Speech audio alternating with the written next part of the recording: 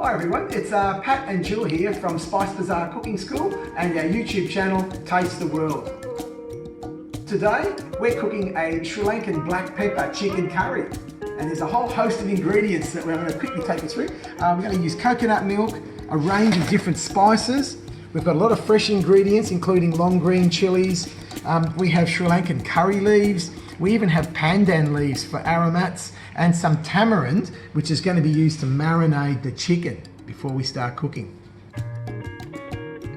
Okay, the first step is to actually marinate the chicken with the souring agent. So I've got some tamarind juice here, which we've extracted out, and just lightly seasoned it with around about 3/4 of a teaspoon of salt.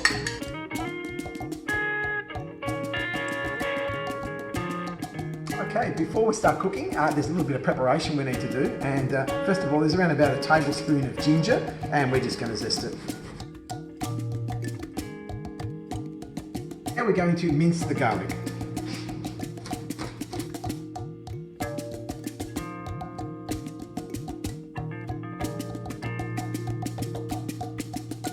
Okay, now we're going to just prepare the tomato, and the tomato quite simply is just cut into 4 pieces.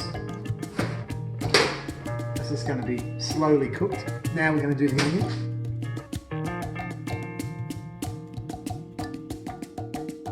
So I've got a heavy base pan here, and we've got 4 tablespoons of vegetable oil, which has just gone in. I've preheated the pan too, so that makes it quite easy. And then we've got these curry leaves, and these add a delicious flavour. I'm just going to pop those in, and I'll start spitting as soon as they go in.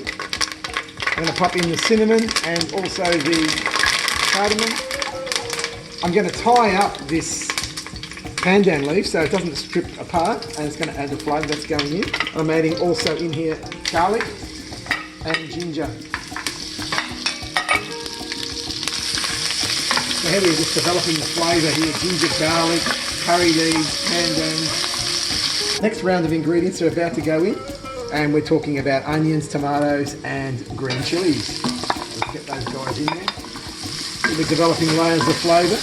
Okay, we're just going to have a quick look at the spices while the other dish is continuing to cook. We've got some Spice Bazaar roasted Sri Lankan curry powder here, which is absolutely sensational, one of our signature spice blends. To that, we're adding some, about half a teaspoon of dried turmeric. We're adding a touch of coriander powder, around about a teaspoon, and around about a teaspoon of cumin powder, and a tablespoon of black pepper. I'm just going to give this a rough grind. There's a few of them dancing around there. I just want a rough grind with this pepper so that we're going to get some of the texture in there as well. If you have a look in there, see it's broken down a little. So we want some of that pepper coming through, so that's what we're looking for. Okay, now you can see that the tomatoes are breaking down quite well and the onions are starting to soften. So I'm going to now add in the chicken. Now we've used, I've broken up some chicken Marylands because I love chicken on the bone. The Sri Lankans cook with this all the time. It just has a lot of flavour in there. So what I'm going to do now is just get out the rest of that marinade there. Get all of that in. I don't want to waste any of this souring agent. This tamarind is absolutely beautiful. Get to play with that quite a bit in our cooking school. Now we're going to add in the spices.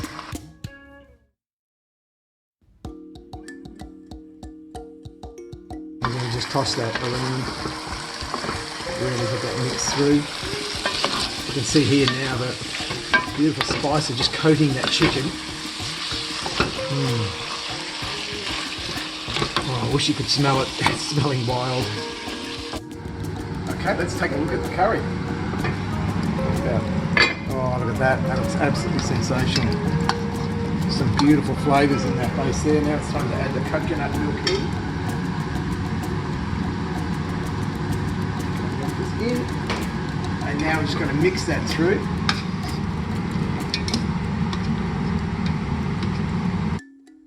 Okay, we're just going to finish off our chicken curry at the end with some Maldive fish. Now Maldive fish is it's an ingredient that is a skipjack tuna which has been spiced and smoked and dried. And what that does, that just adds an immense flavour. It's kind of like the Sri Lankan anchovy, I guess. It's probably the best way to look at it. So I'm just going to make a fine powder of it. splitting that up into like a fine powder, and then I'm going to add some directly into the curry for the last few minutes of cooking. It's going to add a toastiness and just a depth of complexity, in much the same way as an anchovy is used in Italian cooking. Okay, I think the curry will be ready now. It's been cooking for about 25 minutes. Let's have a look inside. Oh, check that out. All those flavours have amalgamated absolutely beautifully. So what I'm going to do now with this is I'm going to transfer this directly into this serving pan here.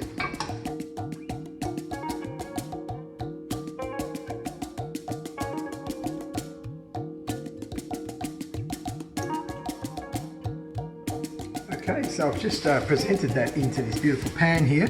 We're going to serve this with some pole sambal or coconut sambal, which is a mix of spices and coconut, and these things called hoppers are kind of like a Sri Lankan pancake that are made. As you can see here, they're made in these little hopper pans, and underneath it's got kind of a crispy colour, a very soft interior.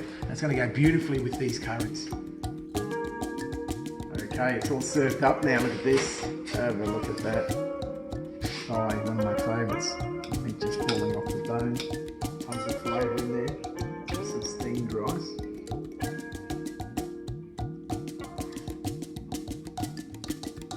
Oh, so tender.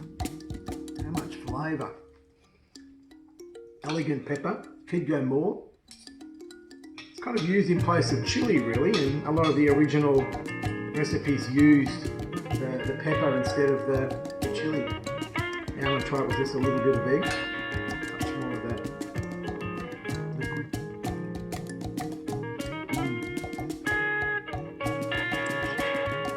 Something I can eat a lot of. Something I can eat a lot of. Something I can eat a lot of. I'm now going to try the hoppers that we've cooked. Now here's some of that beautiful sambal that we've pounded with some spices and spring onions and other ingredients. And I'm putting them inside these little hoppers. I'm going to spin that around. I'm going to bite that. Almost like a little sort of Sri Lankan souvlaki.